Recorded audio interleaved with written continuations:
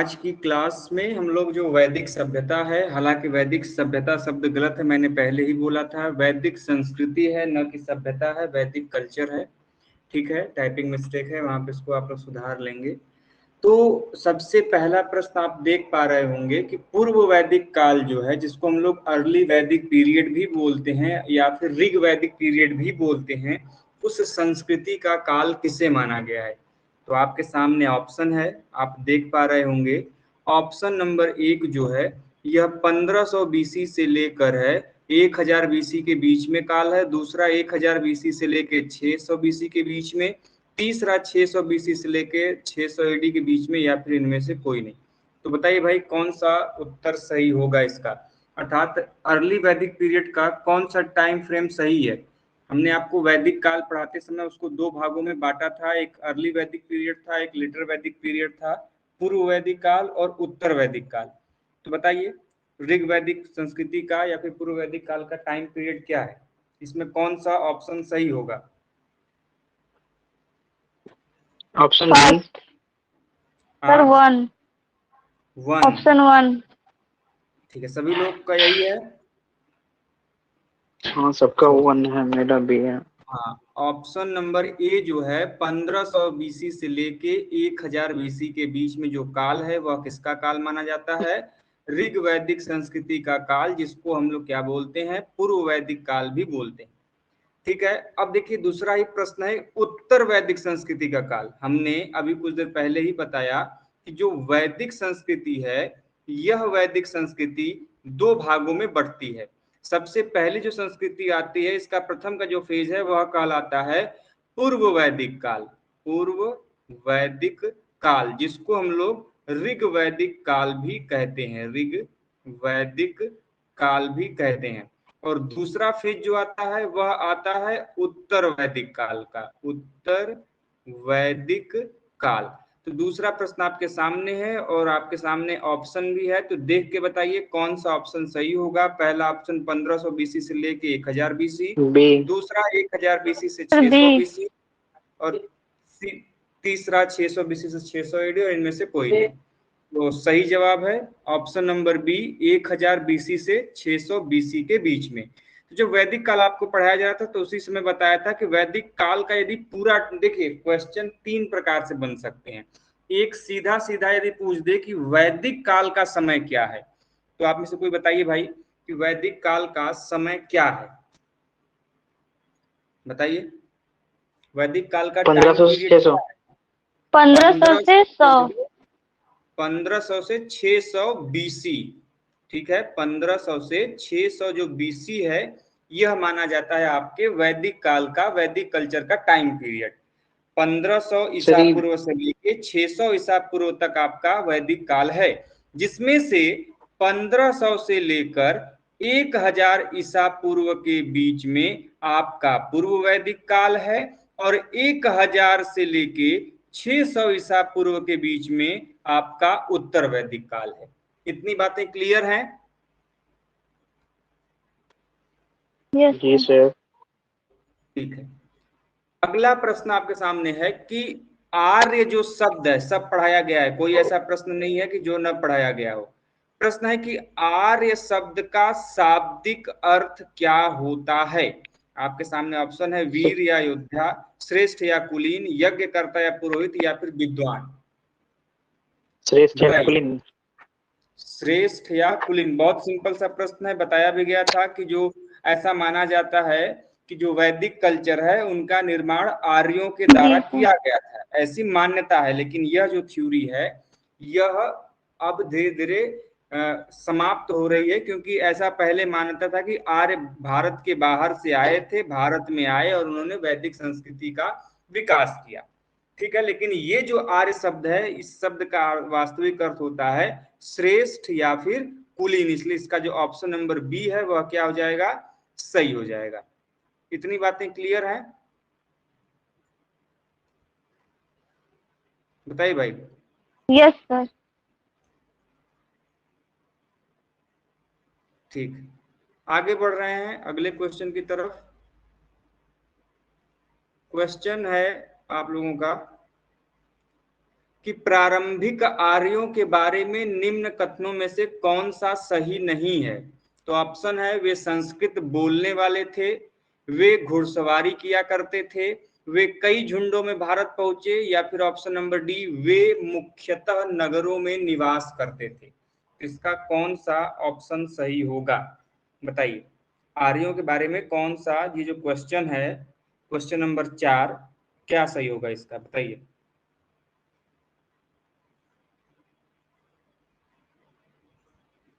कौन सा कथन सही नहीं है बताइए भाई, जल्दी बताइए। 4 ऑप्शन है। ये सब क्वेश्चंस तो आपको देख के तुरंत कर लेना चाहिए, हमने आपको बताया था भाई। देखिए, वैदिक संस्कृति में आर्य हैं, और जो वैदिक संस्कृति है उसमें प्रमुख भाषा कौन सी थी। अभी आपको कुछ दिन पहले जब हम संस्कृत वैदिक संस्कृति पढ़ा रहे थे तो बताए थे, उनकी जो भाषा थी वह क्या थी, संस्कृत थी।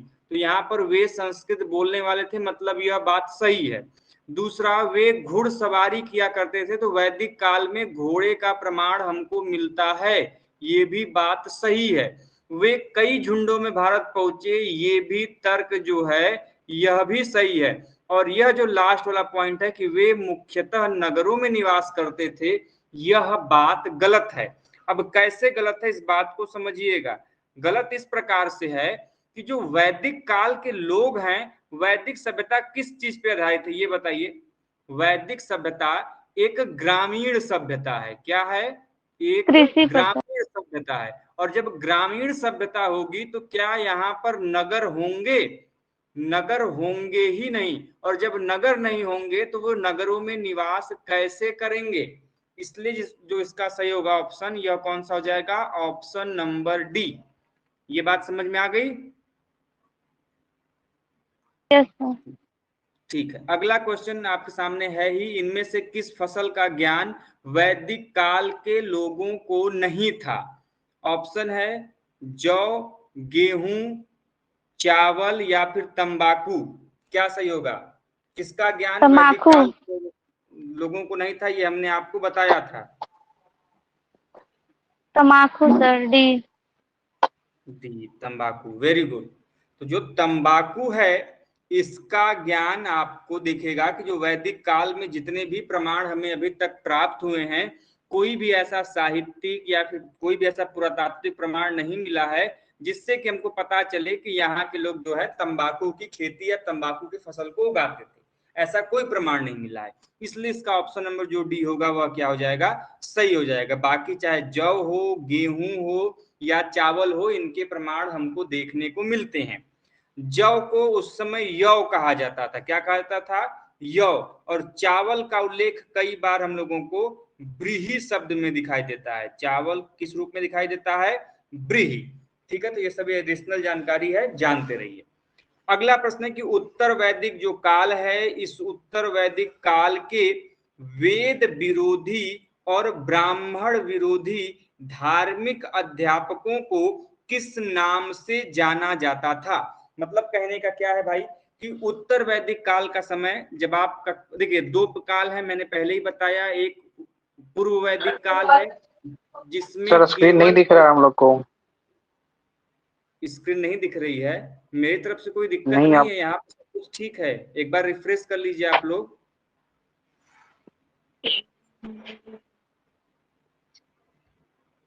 रिफ्रेश करके बताइए हमको,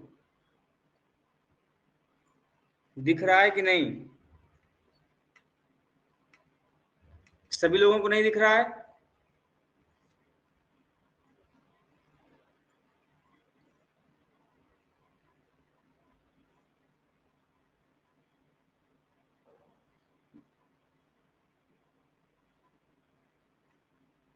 दिख रहा है अब? हाँ अब दिख रहा है। चलिए,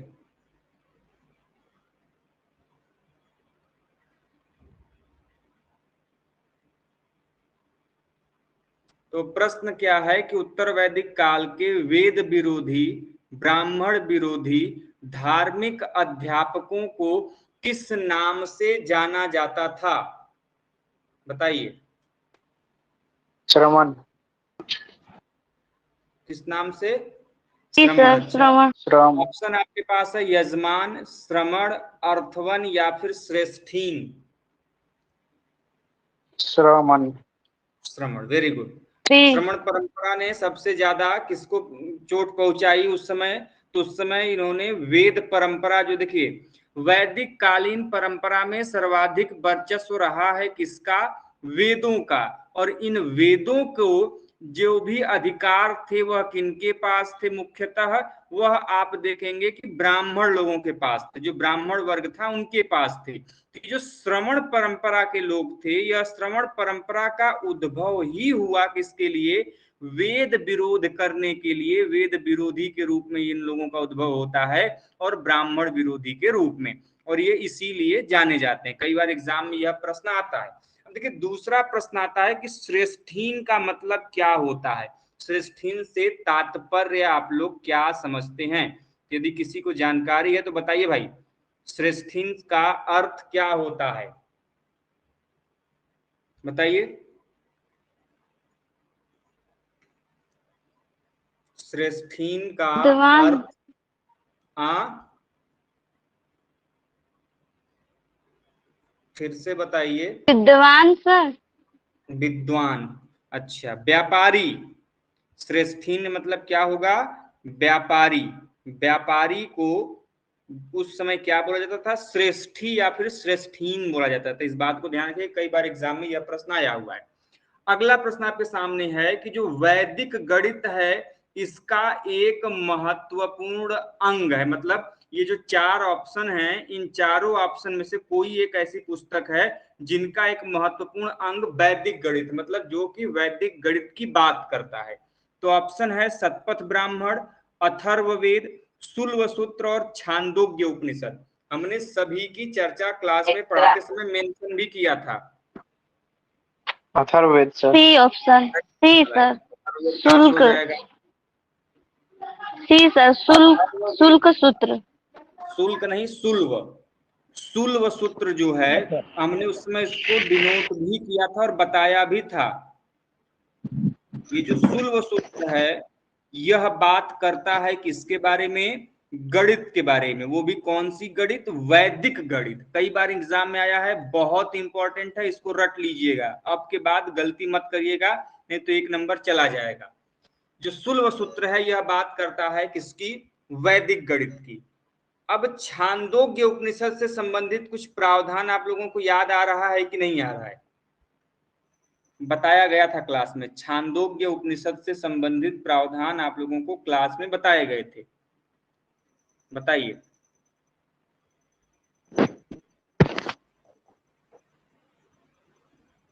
बताइए भाई।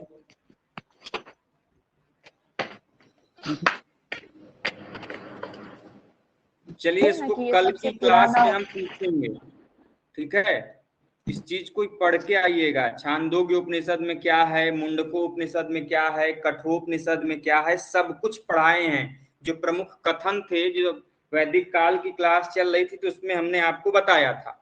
खैर, अगला प्रश्न है कि किस वेद में प्राचीन वैदिक युग की संस्कृति के बारे में सूचना दी गई है?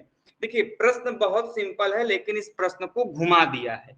तो प्रश्न का उत्तर आपके सामने इन्हीं चारों में से है। तो चारों ऑप्शन है ऋग्वेद, यजुर्वेद, अथर्ववेद या फिर सामवेद।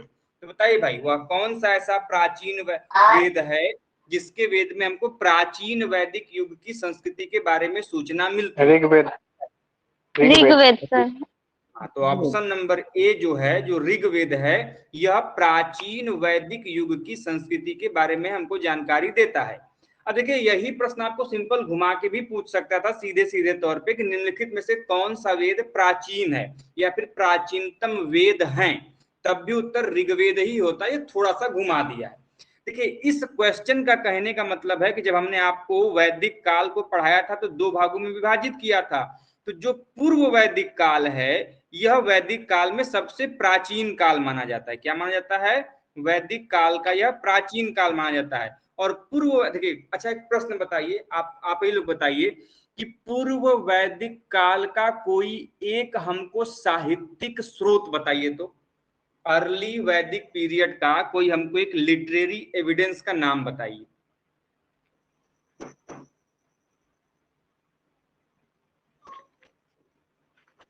बताइए भाई।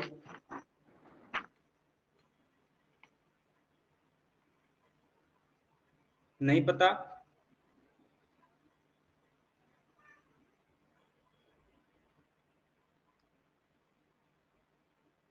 चलिए, अरे भैया ऋग्वेद पढ़ाया गया था। पूर्व वैदिक काल जो है इसमें केवल और केवल हमको एक ही वेद से इसके काल के बारे में जानकारी मिलती है, और वह वेद है अथर्ववेद। ऋग्वेद। बाकी जो 3 हैं यह किस काल से संबंधित हैं? यह उत्तर वैदिक काल से संबंधित हैं। हम लोग पूर्व वैदिक काल को ऋग वैदिक काल ही क्यों कहते हैं ये भी बताया था हमने, क्योंकि इसकी जानकारी, संपूर्ण जानकारी हमको किससे मिलती है? ऋग्वेद से मिलती है। इसीलिए पूर्व वैदिक काल को ऋग वैदिक काल भी कहते हैं। इतनी जल्दी यदि चीजें भूलेंगे तो आप लोग बहुत बड़ी गलती करेंगे। खैर, तो ये पॉइंट्स आपको ध्यान में रखना है कि पूर्व वैदिक काल की जानकारी हमको किस वेद से मिलती है? ऋग्वेद से मिलती है, और ऋग्वेद के कारण ही हम इसको क्या बोलते हैं? ऋग वैदिक काल बोलते हैं। और बाकी जो अन्य 3 वेद हैं, चाहे वो यजुर्वेद हो, अथर्ववेद हो या फिर सामवेद हो, वह उत्तर वैदिक काल से संबंधित है। इतनी बातें क्लियर हैं?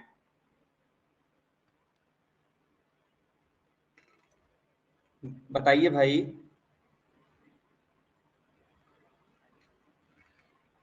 Yes sir. आवाज ठीक है। अगला प्रश्न आपके सामने है कि निम्नलिखित में से उत्तर वैदिक काल में लिखे गए ग्रंथों का सही क्रम कौन सा है? अब ध्यान रहे, यह बात कर रहा है उत्तर वैदिक काल का, लेटर वैदिक काल का। वो भी आपको क्रोनोलॉजी सेट करना है कि पहले कौन लिखा गया, उसके बाद में, उसके बाद में और सबसे बाद में। तो आपके सामने ऑप्शन है कि पहले वेद लिखा गया, फिर ब्राह्मण लिखा गया, फिर आरण्यक लिखा गया, फिर उपनिषद लिखा गया, या फिर वेद फिर उपनिषद फिर ब्राह्मण और फिर आरण्यक, उपनिषद वेद ब्राह्मण फिर आरण्यक, वेद आरण्यक ब्राह्मण उपनिषद। चारों ऑप्शन से बताइए कौन सा ऑप्शन सही होगा। बताइए आप लोग। ए सर। ए। और कोई बताए?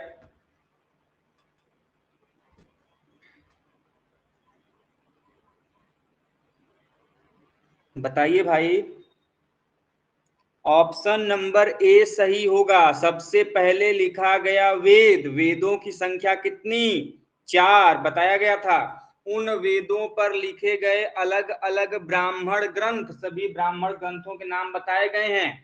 ऐतरेय ब्राह्मण, तैतरीय ब्राह्मण, शतपथ ब्राह्मण, ये सभी नाम आप लोगों को बताए गए हैं। उसी प्रकार वेदों के अपने आरण्यक है जो कि ब्राह्मण ग्रंथों के बाद में लिखे गए, और सबसे अंतिम में लिखा गया आपका क्या? उपनिषद। अब आप में से कोई एक बताइए हमको कि उपनिषदों की कुल संख्या कितनी है? वर्तमान में कुल कितने उपनिषद हैं? बताइए भाई जल्दी से। 108। 108 उपनिषद है। Very good. उपनिषद शब्द का वास्तविक अर्थ क्या होता है, ये भी बता दीजिए तब कि उपनिषद शब्द का अर्थ क्या होता है। गुरु में निष्ठापूर्वक बैठकर। गुरु के समीप बैठकर ज्ञान गुरु के प्राप्त। समीप बैठकर ज्ञान प्राप्त। हाँ, गुरु के समीप। स्क्रीन दिखाई दे रही है ना? Yes sir. ज्ञान प्राप्त करना। ठीक।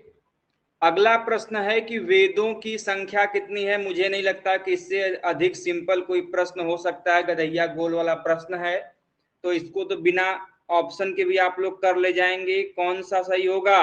Option number 2, 3, 4, 5। क्या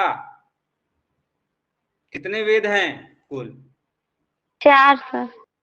4 वेद हैं। वेरी गुड, ठीक है। अगला प्रश्न है कि कौन से जो 3 वेद हैं उनको संयुक्त रूप से त्रयी क्या बोलते हैं? त्रयी या फिर वेद त्रयी कहते हैं। हमने बहुत आराम से इसको समझाया भी था जब वेदों की चर्चा कर रहे ऋग्वेद, थे। सामवेद, यजुर्वेद। ऋग्वेद, सामवेद और यजुर्वेद। ठीक है, और कोई किसी का दूसरा उत्तर? ए सर। किसी का? वेरी गुड, सबसे पहला उत्तर हो जाएगा। देखिए, प्रथम जो 3 वेद हैं, सबसे अंतिम में कौन सा वेद आया आप सभी लोग जानते हैं। सबसे अंतिम में जो वेद जुड़ा वह जुड़ा अथर्ववेद। यह सबसे नवीन वेद या फिर सबसे नया वेद माना जाता है, सबसे बाद में जुड़ा हुआ। तो इसके पहले के जो 3 अन्य वेद हैं, जिसमें आपका ऋग्वेद आता है, यजुर्वेद आता है और सामवेद आता है, यह तीनों वेदों को संयुक्त रूप से त्रयी की संज्ञा दी जाती है, या फिर हम इनको वेद त्रयी कहते हैं। तो कोई भी प्रकार का प्रश्न आए आप लोग कंफ्यूज नहीं होंगे। सबसे पुराना वेद ऋग्वेद, सबसे नया वेद अथर्ववेद, और जो प्रथम 3 वेद हैं जिनमें ऋग्वेद, यजुर्वेद और सामवेद, इनको हम लोग त्रयी या फिर वेद त्रयी कहते हैं। अगला प्रश्न है कि भारत के राज चिन्ह में प्रयुक्त होने वाले शब्द जिसका नाम है सत्यमेव जयते, यह किस उपनिषद से लिया गया है? ये तो गधैया गोल वाला प्रश्न है। Mundakopanishad. Option number A Mundaka उपनिषद। चाहे मुंडक उपनिषद अलग अलग संधि विच्छेद देगा तो मुंडको उपनिषद। तो जो मुंडको उपनिषद है वहां पे हमको सत्यमेव जयते शब्द का बाद में जानकारी मिलता है। इतना जो बाकी चीज दिया है कि भारत के राज चिन्ह में प्रयुक्त होने वाले, ये बेफिजूल की बातें हैं। आपका मतलब किससे है कि सत्यमेव जयते शब्द कहाँ से लिया गया? हाँ बोलिए सर। क्वेश्चन तो शो ही नहीं हो रहा है मुझे। सभी लोगों को नहीं हो रहा है? यस सर, नहीं दिखाई दे रहा है क्वेश्चन। प्रेस करने पड़ जा रहा है, मतलब फिर से चालू करना पड़ रहा है। अब दिखाई दे रहा अब है? दिख गया। यस सर, अब दिख गया। चलिए अगला प्रश्न सर है। क्या कर रहे जो नहीं दिख रहा? पता नहीं मेरा भी भाई, गायब हो जा रहा। दिक्कत ये हो रही है ना कि देखिए अभी जो पीडीएफ मैं अगला पेज चेंज कर रहा हूं तो पेज चेंज करने पे पीडीएफ बड़ा हो जा रहा है, और जब बड़ा हो रहा है तो आप लोगों को दिख नहीं रहा है। वापस मैं कर रहा हूं तो पीडीएफ बहुत कॉम्पैक्ट हो जा रहा है, तो वर्ड जो है काफी ये बीच में सटे सटे आ रहे हैं समझ में। खैर कोई नहीं, आप लोग कैसे भी बस क्वेश्चंस देखिए। प्रश्न मेरा ये अगला ये है कि ऋग्वैदिक आर्यों का मुख्य व्यवसाय क्या था? देखिए प्रश्न बड़ा सिंपल है लेकिन घुमा दिया है थोड़ा सा। तो आपका ऑप्शन है कृषि, पशुपालन, शिक्षा या फिर व्यवसाय। बताइए क्या था? पालन।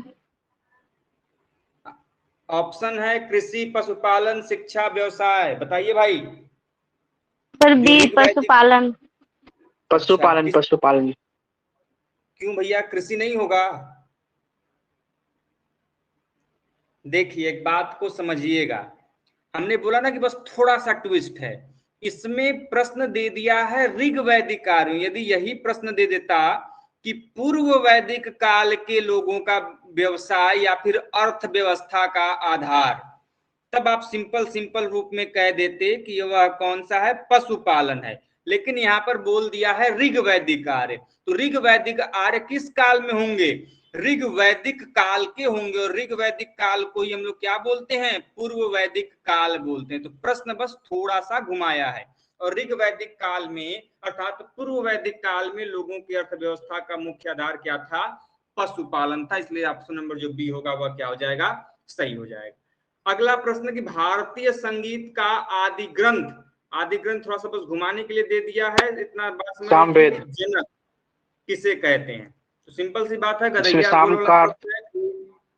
सामवेद। साम का अर्थ गान होता है।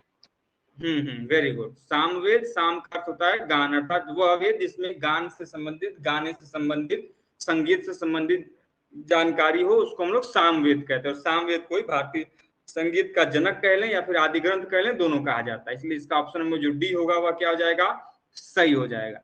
अगला प्रश्न है कि प्रथम विधि निर्माता कौन है? मनु। ये भी क्लास में पढ़ाया गया है, उत्तर वैदिक काल का प्रश्न है। मनु, है मनु जी, चाणक्य, चंद्रगुप्त या फिर सेल्यूकस। तो मनु है। मनु के द्वारा लिखी गई पुस्तक का नाम क्या है? मनुस्मृति। स्मृति। मनुस्मृति की रचनाकार कौन है? मनु है। अब देखिए कई बार एग्जाम में प्रश्न पूछता है कि निम्नलिखित में से कौन सी ऐसी स्मृति है। आप लोगों को पढ़ाया गया था दो चीजें, एक पढ़ाया गया था श्रुति और दूसरा पढ़ाया गया था स्मृति। दोबारा हम डिफाइन नहीं करेंगे, हमने क्लास में पढ़ाया है। तो ये जो स्मृति है, इन स्मृतियों में सबसे प्राचीन स्मृति कौन सी है? मनुस्मृति है। और इस मनुस्मृति की रचना की है मनु ने। आप लोगों ने आए दिन न्यूज पढ़ते होंगे कि जो लो कास्ट के लोग हैं अधिकांशतः वह ब्राह्मण बाबा भीमराव, हाँ बाबा भीमराव अम्बेडकर को मानने वाले जो लोग वर्ग के लोग हैं कह लें, तो जो भी है भाई उनका अपना एक विशिष्ट वर्ग है। मेरे हिसाब से तो कास्ट सिस्टम तो होना ही नहीं चाहिए, लेकिन अब गवर्नमेंट ने दे दिया तो अलग चीज है। तो वो देखते होंगे कि एक प्रतीक के रूप में वो हर साल मनुस्मृति जलाते हैं। क्यों जलाते हैं? क्योंकि ऐसा उनका मानना है कि जो ये जो सोसाइटी है इस मनुस्मृति से ही गवर्न होती है। और वास्तव में कई सारी ऐसी चीजें हैं हमारे समाज में, हिंदू समाज में जो प्रचलित हैं वह मनुस्मृति के हिसाब से ही प्रचलित होती हैं, चलती हैं। तो इसी का विरोध करने के लिए वो प्रतीक के रूप में क्या करते हैं? मनुस्मृति को जलाते हैं, उनका दहन करते हैं। तो खैर बस थोड़ा सा जानकारी के लिए मैंने बताया। और मनुस्मृति के रचनाकार कौन है? मनु है। और मनुस्मृति है क्या? मनुस्मृति एक प्रकार की स्मृति है जो कि सबसे प्राचीन स्मृति के रूप में जानी जाती है। इतनी बातें क्लियर हैं?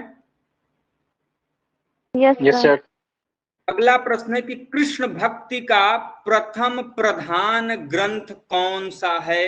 अर्थात वह कौन सा ऐसा ग्रंथ है जो कि कृष्ण भक्ति के बारे में बात करता है? ऑप्शन है भैया महाभारत, महाभारत है, श्रीमद् भागवत गीता है, गीत गोविंद है, श्रीमद् भागवत गीता। अच्छा और कोई? होगा सर। हाँ महाभारत नहीं होगा?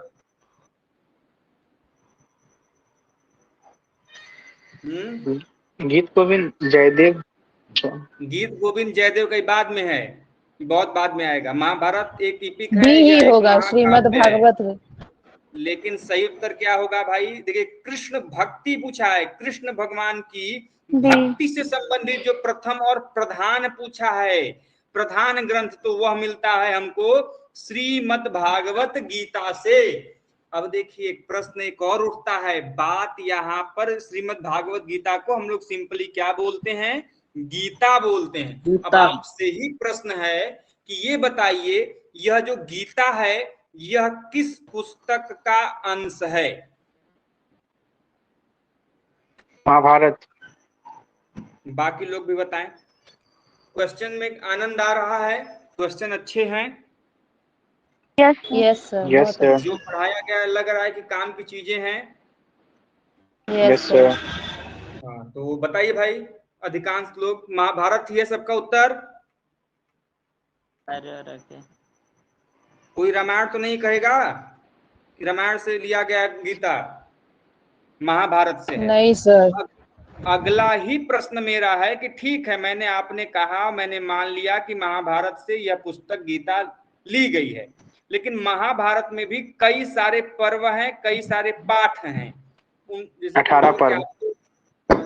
जैसे कि हमारे और आपके पुस्तक में बुक्स में चैप्टर होते हैं, ठीक उसी प्रकार महाभारत के चैप्टर्स को, पाठ को पर्व कहा जाता है। तो कुल 18 पर्व हैं जहां तक मुझे ध्यान में है। यदि मैं सही हूं, यदि मुझे ध्यान में 18 पर्व हैं। तो 18 पर्व है, यह महाभारत के किस पर्व का हिस्सा है? ये बताइए, पढ़ाया गया है क्लास में। सर भीष्म पर्व। वेरी गुड, सही जवाब, भीष्म पर्व। जो भीष्म पर्व है यह इसी का हिस्सा है। ठीक है, इस बात को ध्यान में रखिएगा। भीष्म पर्व का हिस्सा है कौन? ये आपका गीता। तो इस चीज को पर्व, अच्छा ये भी इंपॉर्टेंट है, कई बार एग्जाम में पूछा जाता है कि महाभारत के पाठों को किस नाम से जानते हैं? पर्व के नाम से। रामायण के पाठों को या फिर भागों को किस नाम में बांटा गया है? कांड बोलते हैं। रामायण में क्या है? कांड है। उसी प्रकार आपका एक पुस्तक आप लोगों ने सुना होगा, मैंने पढ़ाते समय बताया भी था, राज तरंगिणी। पढ़ाया था। Kalhana. Sir yes Kalhana sir, Jammu Kashmir के कश्मीर का हिस्ट्री इतिहास ऑफ जम्मू बताती है। कश्मीर। हाँ, तो प्रश्न यह भी बनता है कि जो राज तरंगिणी है उसको किसमें विभाजित किया गया। जैसे यहाँ पर पाठ है, किसी में पर्व है, किसी में कांड है, तो राज तरंगिणी में उसको किसमें बांटा गया है। तो ध्यान रखिएगा, हमने पढ़ाते समय बताया था, यदि किसी को याद है तो बताए, नहीं तो फिर हम बताएं यहाँ पे। ऑप्शन लेगा बता देंगे सर। नहीं, ऑप्शन नहीं बताऊंगा, तरंग में बांटा गया है, तरंग। ठीक है। अगला प्रश्न है कि ऋग्वेद में संपत्ति का प्रमुख रूप क्या था। ऋग्वेद में गोधन। संपत्ति का प्रमुख रूप क्या था। अब देखिए, आगे आप लोगों को दिखता है कि नहीं पीडीएफ, अब नहीं दिख रहा होगा। दिख रहा है अभी तक फिलहाल तो, अभी तक दिख रहा है। चलिए, तो बताइए भाई, ऑप्शन क्या क्या है। भूमि, एक गोधन। गोधन है option number 1। Option number B भूमि। ऑप्शन नंबर सी गोधन और भूमि दोनों। ऑप्शन नंबर डी इनमें से कोई नहीं। बताइए। ए होगा। Option number C. Option number C. गोधन और भूमि। सर चर्चा तो भूमि की भी हुई है ना, लेकिन प्रमुख सर ना मुझे ना गोधन ना, ही मैंने लग रहा पढ़ाते समय बताया था कि एक बीच में एक युद्ध का वर्णन है इंद्र का, जिसमें 1000 गायों को दान देने का उल्लेख आता है। तो जो आपका यह टाइम पीरियड है, इसमें सबसे महत्वपूर्ण जो धन के रूप में माना गया है, वह माना गया है गोधन को। सबसे अधिक वैल्यू उस समय किसकी थी। गोधन मतलब गाय को एक संपत्ति के रूप में देखा जाता था। हालांकि यह पशु के रूप में पूजित भी थी, लेकिन गाय सबसे बड़ी संपत्ति मानी जाती थी। जिसके पास जितनी गायें, वो उतना बड़ा व्यक्ति होता था, उतना बड़ा वो धनी आदमी माना जाता था। तो गोधन उस समय की संपत्ति का सबसे बड़ा स्रोत था। अगला प्रश्न है कि ऋग्वेद के किस मंडल में शूद्र का उल्लेख हमको पहली बार देखने को मिलता है। 10वें मंडल में विजिबल है लेकिन पीडीएफ। यहाँ पे दिख नहीं, अभी विजिबल नहीं नहीं है। सर। नहीं सर, नहीं यही दिख रहा है। अब देखिए, अभी हम फिर से करेंगे। अब दिखाई देगा, दिखाई दे रहा है। अब दिख रहा है। हाँ। ऑप्शन ए 7वां मंडल, 8वां मंडल, 9वां मंडल या फिर 10वें मंडल में, कौन से मंडल में है बताइए भाई। 10वें मंडल में। Option D. 10वें में। Option D. Very good. यदि मैं सुक्त पूछूं तो 1028 सूक्त है मतलब। सुक्त का नाम मैंने पूछा, नाम बताइए, कौन से सुक्त में शूद्र शब्द का उल्लेख मिलता है। देखिए, प्रश्न वही है, घुमा के पूछ दिया है।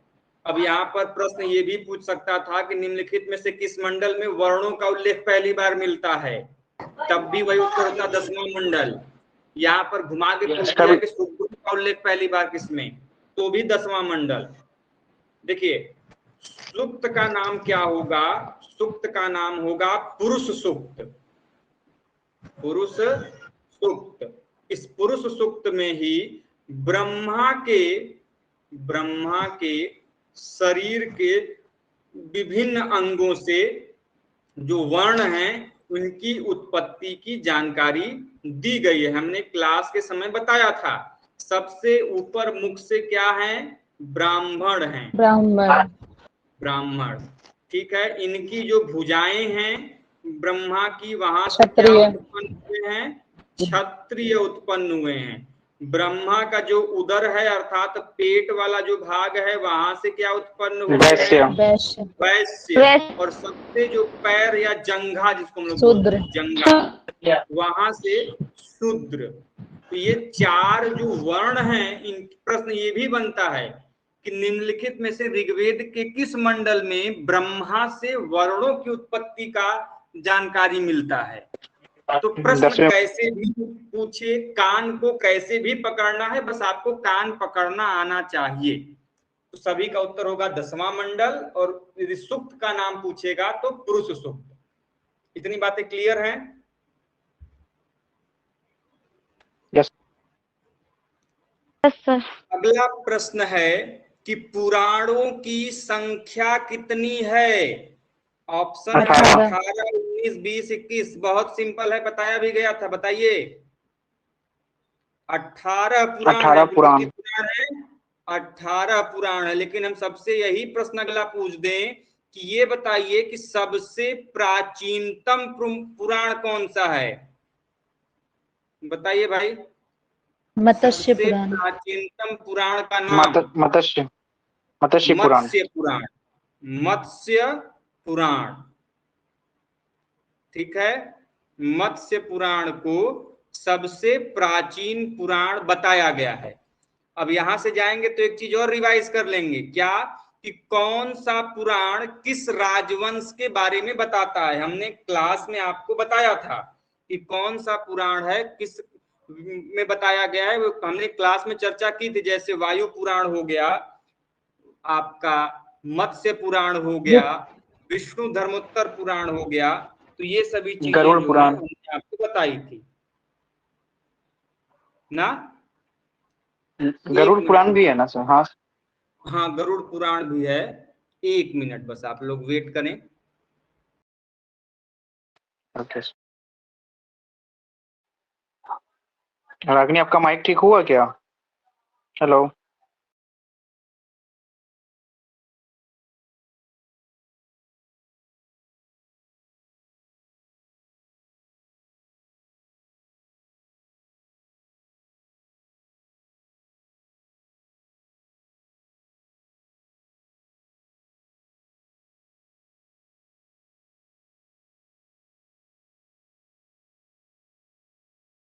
हाँ भाई, क्लियर है बातें इतनी?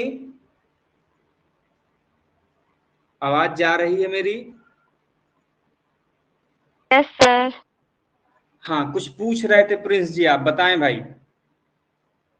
मैं बोला था एक गरुड़ पुराण भी होता है, वही। गरुड़ पुराण भी है। कई सारे पुराण हैं तो जो आपके राजवंश से संबंधित हैं उनसे प्रश्न बनते हैं, जिसमें वायु पुराण है, अग्नि पुराण है। तो कई सारे पुराण है जिसमें कि प्रश्न बनते हैं। कोई गुप्त काल से संबंधित है, कोई देखिए 3 कालों की मुख्य जानकारी हमको मिलती है पुराणों में।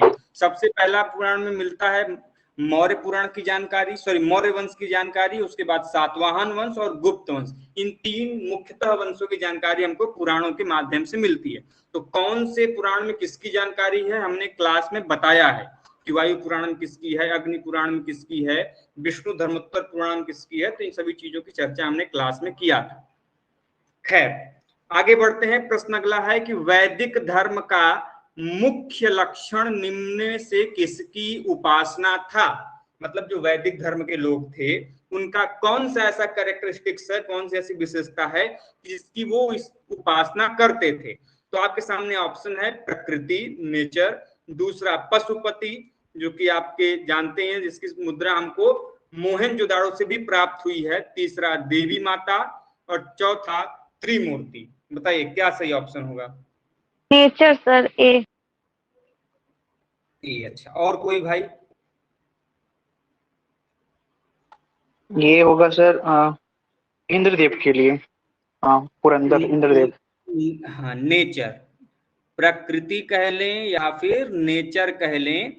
जो वैदिक धर्म थे उनकी मुख्यतः मान्यता है, आप उनकी देखिए, आप समझेंगे कैसे इस चीज को। तो वैदिक देवता जो भी हैं, यदि आप उनकी वास्तविक शक्तियों सर के सब बारे तो में पढ़े, नेचर से ही कनेक्टेड हैं सब सारे नेचर से देवता। रिलेटेड है। वही कहने का मतलब है मेरा। यदि आप इंद्र को देखोगे तो वो जल के संबंधित हैं, वो वर्षा करवाते हैं। उसके बाद आप वरुण देवता को देखोगे तो वो वायु के बारे में बात करते हैं। अग्नि देवता देखोगे तो आग के बारे में बात करते हैं। तो अलग अलग देवता जो है वो नेचर से संबंधित जुड़े हुए हैं। वैदिक धर्म में आप देखोगे कि गाय को पूजा जा रहा है, यह प्रकृति का एक भाग है। पेड़ पौधों को पूजा, जिसमें पीपल की उपासना है, वृक्षों की उपासना है, नेचर का उपासना है, चंद्रमा की उपासना, सबकी अलग अलग उपासना है, नदियों की उपासना है, सबकी अपनी अलग अलग प्रकृति का महत्व है। तो वैदिक धर्म मुख्यतः जो उसका आधार है वह प्रकृति की पूजा से संबंधित है। इसलिए इसका जो ऑप्शन नंबर ए होगा वह क्या हो जाएगा? सही हो जाएगा। अब इसी से संबंधित एक प्रश्न है, हमने आपको पूछा था और पढ़ाते समय बताया था कि जो वैदिक धर्म है उसमें शिव का स्वरूप प्रारंभ में किस रूप में हमको देखने को मिलता है, उनका नाम क्या मिलता है? रुद्र। रुद्र सर। इस बात को ध्यान में रखिएगा, ये क्वेश्चन आता है कि निम्नलिखित में से शिव के प्रारंभिक स्वरूप को वैदिक काल में किस नाम से जानते हैं? रुद्र के नाम से। बाकी किस देवता का उल्लेख सबसे ज्यादा बार किया गया है, ये सभी लोग आप लोग जानते हैं, इसमें कोई दिक्कत नहीं होगी। सबसे अधिक बार किसका किया गया है ऋग्वेद में? इंद्र की। इंद्र का। वेरी इंद्र। अगला प्रश्न है कि किस देवता के लिए ऋग्वेद में पुरंदर, बहुत सिंपल सा शब्द है, गदैया गुरु प्रश्न बता देंगे तुरंत। इंद्र के लिए, इंद्र के लिए पुरंदर शब्द का प्रयोग किया गया है। अब प्रश्न ये आता है कि एग्जाम में कई बार पूछा जाता है कि इस पुरंदर शब्द का अर्थ क्या होता है, बता दीजिए प्रिंसी।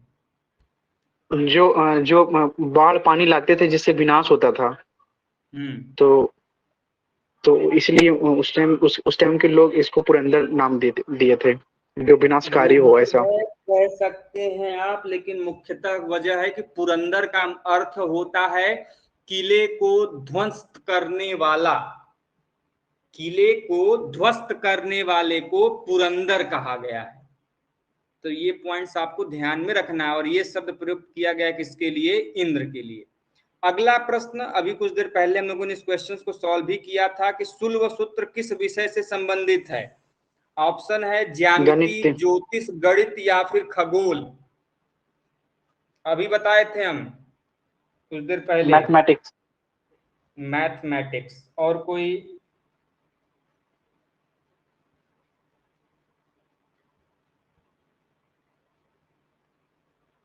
और कोई दूसरा कुछ कहना चाहेगा?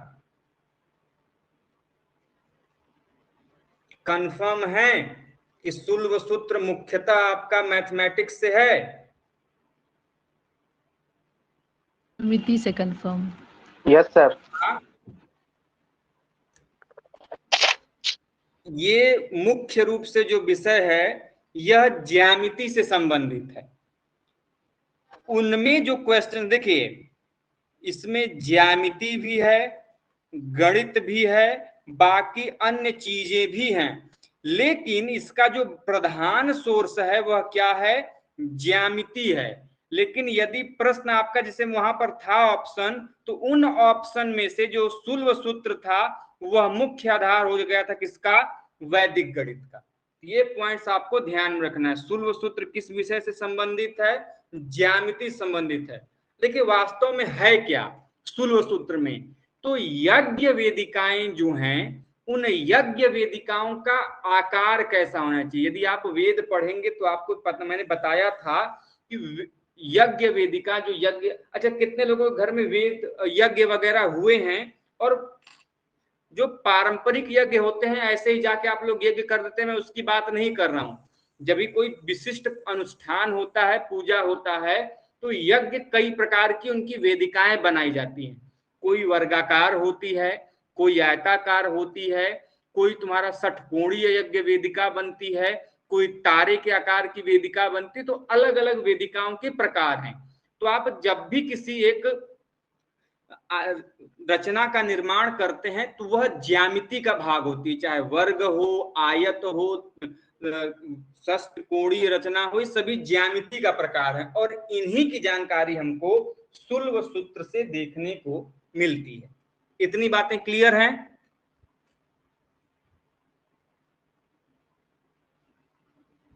बताएं भाई। सर मुझे क्वेश्चन नहीं शो हो रहा। किसी को नहीं हो रहा है?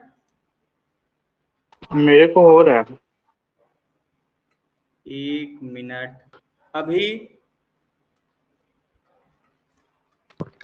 हो रहा है सर। चलिए अगला क्वेश्चन है कि अस्तो मा सदगमय कहां से लिया गया है? अभी हम लोगों ने सत्यमेव जयते पढ़ा, मुंडकोपनिषद से लिया गया था। अब यह प्रश्न है अस्तो मा सदगमय कहां से लिया गया? ऑप्शन है ऋग्वेद, यजुर्वेद, सामवेद और अथर्ववेद। क्या होगा सही? ऋग्वेद। ऋग्वेद। और कोई बताए ऑप्शन? कंफर्म है? चलिए very good. Option number A अर्थात जो ऋग्वेद है, इस ऋग्वेद से ही हमको असतो मा सदगमय की जानकारी मिलती है।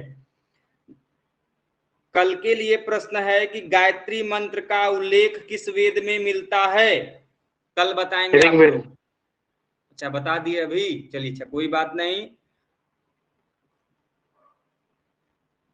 प्रश्न अगला क्या है भाई? अगला प्रश्न है कि आर्य भारत में बाहर से आए और सर्वप्रथम बसे थे कहां पर? ऑप्शन है आपका, दिखाई दे रहा है पीडीएफ? हाँ हाँ सर हाँ, अब दिख रहा है। पहले एक ही ऑप्शन दिख रहा था, अभी दिख रहा है। समातट में, प्राग ज्योतिष में, पंजाब में या फिर पांचाल में? जब वो आए तो कहां पर बसे? पंजाब। पंजाब में। पंजाब। और कोई बताए? हमने हाँ पढ़ाया सर, भी था। पंजाब ही। हाँ, जब पंजाब का क्षेत्र है जो कि दोआब का क्षेत्र माना जाता है, वहां पर यह क्या हुए, सिंध के दिगे। हमने आपको उत्तर वैदिक और पूर्व वैदिक काल के बीच का अंतर पढ़ाया था। तो जो यह क्लास है उत्तर और पूर्व वैदिक काल के बीच का अंतर, उसमें इस क्वेश्चन का उत्तर मिल जाएगा। ये उसी से क्वेश्चन का उत्तर है। तो इसका सही उत्तर होगा, जब वो बाहर से आए तो किस क्षेत्र में स्थापित हुए थे? पंजाब में स्थापित हुए थे। अगला क्वेश्चन है और इस अगले क्वेश्चन में आपको क्या करना है? मिलान करना है। इसमें ऋग्वेद, यजुर्वेद, सामवेद, अथर्ववेद अर्थात एक तरफ वेद के नाम दिए हैं, दूसरी तरफ होता, अर्धवयु, उद्गाता, ब्रह्मा, जो कि इनके यज्ञकर्ता कह लें या फिर इनको हम लोग सामान्य अर्थों में क्या बोलते हैं? पुरोहित बोलते हैं। उनके नाम दिए गए। इनको आपस में मिला दीजिए भैया कि ऋग्वेद के पुरोहित का नाम क्या ऑप्शन है? ए। Option A. और कोई बताए भाई? Option A sir. Option A. Option A. चलिए सबका ऑप्शन ए है, वेरी गुड, सही जवाब है। ऋग्वेद के पुरोहित या फिर यज्ञकर्ता को हम लोग होत्री बोलते हैं। यहाँ पे होता दिया है, होता भी ठीक है। यदि होता नहीं होगा ऑप्शन में तो क्या होगा? होत्री होगा। तो कोई भी चीजें हो कोई दिक्कत नहीं है, चाहे होत्री कह लीजिए, होता कह लीजिए, दोनों चीजें एक है।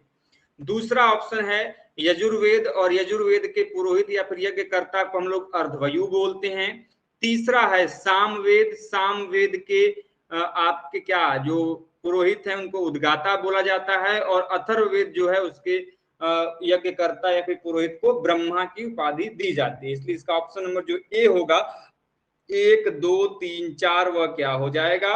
सही हो जाएगा। अगला प्रश्न है कि वेदों को अपौरुषेय क्यों कहा जाता है? ये प्रश्न की उत्तर हमने पहले ही क्लास में दिए थे जब वैदिक काल पढ़ा रहे थे। ऑप्शन है आप लोगों का, क्योंकि वेदों की रचना देवताओं के द्वारा की गई। दूसरा, क्योंकि वेदों की रचना पुरुषों के द्वारा की गई। तीसरा, क्योंकि वेदों की रचना ऋषियों के द्वारा की गई। और चौथा, इनमें से कोई नहीं। तो कौन सा उत्तर सही होगा? ऑप्शन ए, क्योंकि वेदों की रचना देवताओं द्वारा की गई है। जी हाँ, ऑप्शन नंबर ए, क्योंकि वेदों की रचना देवताओं द्वारा की गई। देखिए अपौरुषेय का मतलब क्या होता है कि जिसकी रचना पुरुषों के द्वारा न की गई। तो भैया जब पुरुष नहीं किए तो पुरुष मान्यता किसको देते हैं? ईश्वर को देते हैं, देवताओं को देते हैं। तो यदि पुरुषों ने नहीं की रचना तो उनके कहने का अर्थ है कि भैया ये काम मैंने नहीं किया या ईश्वर के द्वारा प्रदत्त है। अर्थात ये जो रचनाएं हैं किसके द्वारा की गई? देवताओं के द्वारा की गई। जैसे कि आप एग्जाम्पल में समझिएगा, एक रूम में 2 लोग हैं और कोई सामान तोड़ दिया गया। आप रूम में इंटर हुए, किसी एक व्यक्ति ने कहा, दोनों में से पूछा गया, यदि एक व्यक्ति सही सही बोल रहा है कि मैंने इस काम को नहीं किया, तो जो अगला व्यक्ति है, सिंपल सी बात है, वो उस कार्य को किया होगा। तो इस अपौरुषेय का अर्थ कुछ इसी प्रकार है कि इसकी रचना पुरुषों के द्वारा नहीं की गई। पुरुषों के द्वारा नहीं की गई तो किसने किया है? देवताओं ने किया। इसलिए इसका ऑप्शन नंबर जो ए होगा वो क्या हो जाएगा? सही हो जाएगा। 3 प्रश्न और हैं आज के लिए, कर लेते हैं, उसके बाद अगली कल की क्लास में हम लोग करेंगे। अगला प्रश्न है कि वैशेषिक दर्शन के प्रतिपादक कौन है? हाँ बोलिए भाई, क्या वो प्रिंस जी बोले थे और लाइए ना, मतलब 20-30 ठो और अभी 30 नहीं, रिवीजन हो जा रहा है इसी बात। 100 क्वेश्चन है, चिंता न करिए। आप लोगों का एग्जाम कब आगे हमको ये बताइए, डेट बताइए। 7 तारीख को। 7 को है, उसके पहले पहले मैक्सिमम चीजें हो जाएंगी कवर, चिंता न करिए। अरे पीडीएफ बनाने में ही समय लग गया था। एक दिन में कम से कम 50-50 ऐसा टारगेट करके यहाँ से हाँ, क्वेश्चन हो क्वेश्चन जाएगा। बाई जाके अच्छा होता है, क्योंकि ऑप्शन वाइज भी डिटेल मिल जाता है ऑप्शन के थ्रू। हाँ हाँ। अगला प्रश्न है कि वैशेषिक दर्शन के प्रतिपादक। अब देखिए, जो हिंदू दर्शन है, जिसमें हमने आपको पढ़ाया था कि मीमांसा, अद्वैतवाद, ये सब पढ़ाया था आप लोगों को, तो उसमें एक वैशेषिक दर्शन भी था। तो उसके प्रतिपादक कौन है, जनक कौन है? तो ऑप्शन है कपिल मुनि, अक्षपाद गौतम, तीसरा उलुग कणाद और चौथा पतंजलि। कौन है भाई, बताइए। उलुग Kanad. Option number C. Option number Kanad मुनि, जो कणाद मुनि हैं, इनको वैशेषिक दर्शन का क्या माना जाता है? प्रतिपादक माना जाता है। एक चीज ध्यान रखिएगा, जैसे न्याय दर्शन के प्रतिपादक अलग हैं, योग दर्शन के प्रतिपादक अलग हैं, पतंजलि। मीमांसा दर्शन के प्रतिपादक अलग हैं, उत्तर मीमांसा दर्शन के प्रतिपादक अलग हैं। तो आप सभी से निवेदन है कि जितने भी दर्शन की चर्चा हम लोगों ने क्लास में की है, उन सभी दर्शनों को आप लोग एक बार पढ़ लेंगे कि कोई भी प्रश्न आ सकता है। जैसे यहाँ पर आया है ना, तो उसी प्रकार कोई भी आ जाएगा। तो इसका सही उत्तर क्या हो जाएगा? ऑप्शन नंबर सी, उलुग कणाद। इतनी बातें क्लियर हैं? सर लिखा हुआ तो उलुग कनद है, आप बोल रहे हैं, प्रोनाउंसिएट कर रहे हैं आप कनाद। मेन कणाद होता है, कनाद। यदि आप स्पेलिंग पढ़ोगे तो KANAD है, कनाद। कणाद, कणद यहाँ पे लिखा है, वो टाइपिंग मिस्टेक हो गया है। आगे बढ़े। देखिए आ गया प्रश्न, मीमांसा या फिर पूर्व मीमांसा दर्शन के प्रतिपादक कौन है भाई, बताइए। ऑप्शन है जैमिनी, बादरायण, कपिल या फिर गौतम। कौन है? दो जैमिनी। मीमांसा है, हमने आपको बताया था, एक पूर्व मीमांसा, एक उत्तर मीमांसा। जैमिनी है। जो देखिए, एक बात समझ लीजिएगा, मैं इसको समझा भी दे रहा हूं। जो मीमांसा दर्शन है, इस मीमांसा दर्शन को आप लोग 2 भागों में बांट सकते हो। जो प्रथम मीमांसा दर्शन लाया गया, वह कहा गया पूर्व मीमांसा दर्शन। क्या कहा गया? जिसको हम लोग मीमांसा या फिर पूर्व मीमांसा कहते हैं। सिंपली मीमांसा भी कह लेते हैं कभी कभी, या फिर पूर्व मीमांसा कहते हैं। और तो दूसरा जो दर्शन लाया गया मीमांसा, क्वेश्चन में पूर्व मीमांसा होगा ना मेंशन किया हुआ, पूर्व स्लैश करके क्वेश्चन में रहेगा ना? जरूरी अगर नहीं आता है, है तो जरूरी नहीं है, कई बार नहीं होता है, ध्यान रखिएगा।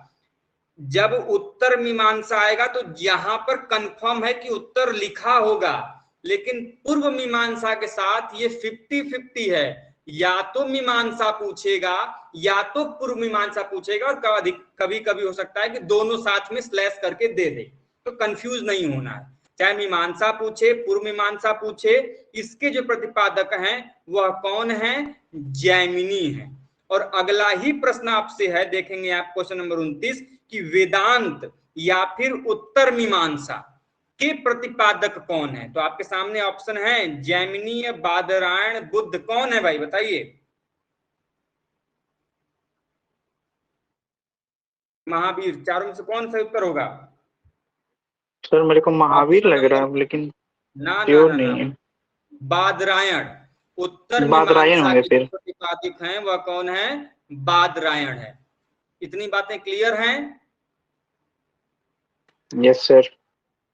तो चलिए कुछ और क्वेश्चन हम लोग कर लेते हैं, उसके बाद 35 तक कर लेते हैं, ठीक है? Yes sir. 35 तक कर लेते हैं, उसके बाद शुरू करते हैं। अगला पूरा क्वेश्चन है, ब्लैक दिखाई दे रहा है। अब दिखाई दिया? इतना जल्दी न घबराया करिए। अगला क्वेश्चन है कि ऋग्वेद का कौन सा मंडल पूर्णतः सोम को समर्पित है? हमने आपको पढ़ाया था, जब मंडल पढ़ा रहे थे तो वहां बताया था कि अलग अलग मंडल अलग अलग देवताओं को समर्पित है। तो प्रश्न हमने ये भी बताया था कि सोम देवता को कौन सा मंडल समर्पित है? तो वही वाला। तो देखते ही आप लोगों ने उत्तर दे दिया, ऑप्शन नंबर सी जो है, 9वां मंडल जो है यह ऋग्वेद का, यह सोम देवता को समर्पित है।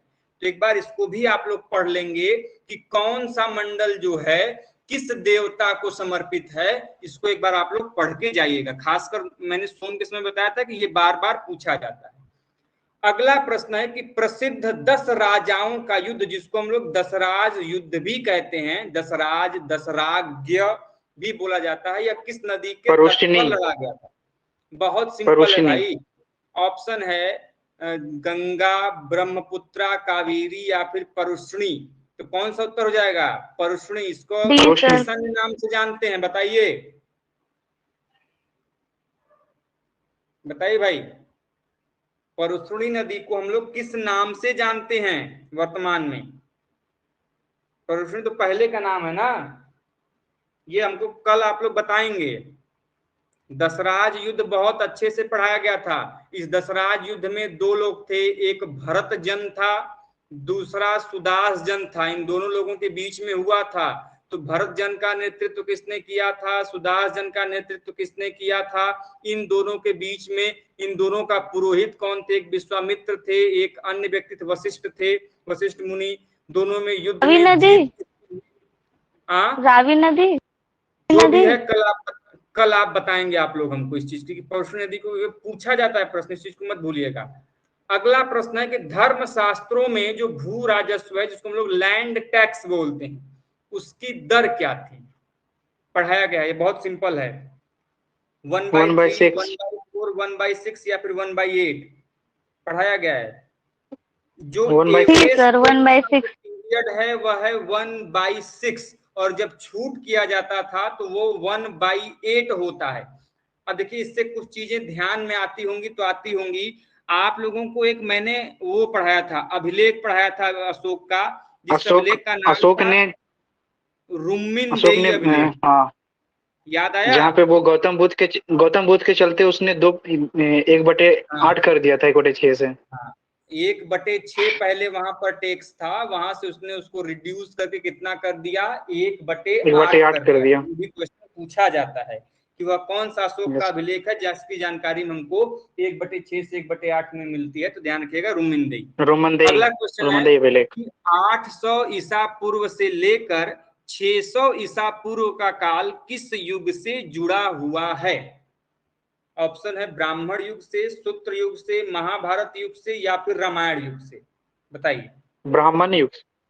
ब्राह्मण युग से। अच्छा, और कोई? Very good. Option number A जो ब्राह्मण युग है, इसमें इस काल में अधिकांशतः हमको ब्राह्मण धर्म का उद्भव दिखाई देगा। ब्राह्मण धर्म के कई सारे धर्म ग्रंथ हमको लिखे जाएंगे इसी काल में। इसी कारण यह जो काल है 800 से 600 ईसा पूर्व का काल, यह जो है आपका क्या कहा जाता है? ब्राह्मण युग कहा जाता है। उसके पश्चात किस काल में अछूत की अवधारणा स्पष्ट रूप से उदित होती है? अछूत मतलब कि भैया छुआछूत जो है ना, कि आप इस जाति के हो तो हम आपका छुआछूत मतलब छुएंगे नहीं, टच नहीं करेंगे, आपके घर का पानी नहीं पिएंगे, समाज से आप बाहर रहेंगे। ये जो प्रक्रिया है, ये जो मेथड है, इसको छुआछूत कहते हैं। तो ये जो अछूत की अवधारणा है, यह कब उदित हुई इसका अवधारणा? तो ऑप्शन आपके पास है, मैंने बताया भी था इस चीज को। ऋग वैदिक काल, उत्तर वैदिक काल, उत्तर गुप्त काल या फिर धर्मशास्त्र के काल में? बताइए। पोस्ट ऋग वैदिक धर्मशास्त्र के काल। धर्मशास्त्र। धर्मशास्त्र। ठीक है, उत्तर वैदिक काल आप थोड़ा थोड़ा पहुंच रहे हो। यहाँ पर क्या है? अछूत की अवधारणा होता तब आपका उत्तर वैदिक काल सही हो जाता, लेकिन अछूत की अवधारणा स्पष्ट रूप से उदित होने की बात कर रहा है, मतलब उभर कर सामने आ गया है।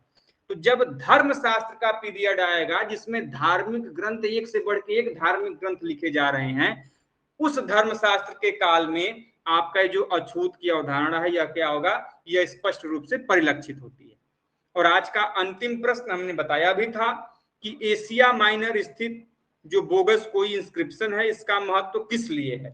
तो ऑप्शन है वह जो वहां से जो अभिलेख प्राप्त हुआ है, उनमें 4 वैदिक देवताओं जिनका नाम है इंद्र, वरुण, मित्र, नासत्य का उल्लेख मिलता है। ऑप्शन 2 मध्य एशिया व तिब्बत के बीच एक यह महत्वपूर्ण व्यापारिक केंद्र था। ऑप्शन 3 वेद के मूल ग्रंथ की रचना यहीं पर हुई थी। ऑप्शन डी इनमें से कोई नहीं। बताया था मैंने। Sir option A. Option A. Very good. वहाँ जो अभिलेख प्राप्त हुए उनमें से 4 वैदिक देवता। हाँ देखिए, यही क्वेश्चन आपको घुमा के भी पूछ सकता है। कैसे घुमा के पूछेगा भाई? कि ये जो एशिया माइनर इंस्क्रिप्शन है, जिसको हम लोग बोगस को इंस्क्रिप्शन भी कहते हैं, बोगस कोई अभिलेख भी कहते हैं, यहां से हमको वैदिक देवताओं के उल्लेख मिलते हैं। तो कोई भी प्रश्न किसी भी प्रकार से बन सकता है कि वैदिक देवताओं का उल्लेख किस अभिलेख में मिलता है? बोगस को इंस्क्रिप्शन में मिलता है। बोगस को इंस्क्रिप्शन में मिलता क्या है? वैदिक देवताओं का उल्लेख मिलता है। अगला क्वेश्चन कि बोगस को इंस्क्रिप्शन में कितने वैदिक देवताओं का उल्लेख मिलता है? 4 वैदिक देवताओं का उल्लेख मिलता है। निम्नलिखित में से कौन से वैदिक देवता का उल्लेख बोगस को इंस्क्रिप्शन में नहीं है? तो चारों के नाम आपको ध्यान में रखने हैं। वरुण, मित्र, नासत्य के 4 हैं। इंद्र, वरुण, मित्र और नासत्य। इतनी बातें क्लियर हैं? Yes sir. हाँ तो भैया आज के लिए बस इतना ही। उम्मीद करते हैं कि आज की यह क्लास आपके लिए बेनिफिशियल रही होगी। कल इसी प्रकार कुछ अन्य प्रश्नों के साथ हम लोग वैदिक काल के कुल 100 प्रश्न करेंगे। उसके पश्चात जो अगला चैप्टर होगा हम लोग एक एक करके हम लोग उसको डिस्कस करेंगे। तो फिलहाल अभी के लिए ऐसे करके पॉलिटी में भी होगा ना? हाँ हाँ, पॉलिटिक्स का भी करवाइएगा सर। पॉलिटिक्स देखिए सबसे बड़ी चीज ये है भाई, देखिए अब थोड़ा सा हमको भी, मेरा 23 तारीख से एग्जाम होने वाला था, 3 दिन टल गया। मैंने इसी बीच में आज मैं पूरे दिन मैं क्लास नहीं गया हूँ अपने, पूरे दिन बैठ के मैंने पीडीएफ तैयार किया। बस आप लोगों को ये कि मैंने ये आप लोगों से बोला था कि मैं आपके एग्जाम के पहले एक बार जरूर रिवाइज कराऊंगा, तो मैं अपने वचन से पीछे न हटूं, इसीलिए मैंने कोशिश किया कि आप लोगों के साथ डिस्कस किया जाए क्वेश्चन, और उम्मीद करूंगा कि पॉलिटी भी आप लोगों का हो जाए, और पूरी कोशिश होगी कि हो जाएगा पॉलिटी, उसकी चिंता ना करिए। Okay sir, thank you so much sir. आज के लिए बस इतना ही। बाकी आप लोग से एक रिक्वेस्ट और है, हमारे जो चैनल है उसको थोड़ा सा आप लोगों का सहयोग चाहिए, उसमें भी आप लोग थोड़ा सा देख लीजिएगा, आप लोगों को पता ही है। तो मिलते हैं कल की क्लास में इसी प्रकार नेक्स्ट वीडियो के साथ। तब तक के लिए जय हिंद, जय भारत, हर हर महादेव। हर हर महादेव। थैंक यू सर, हर हर महादेव।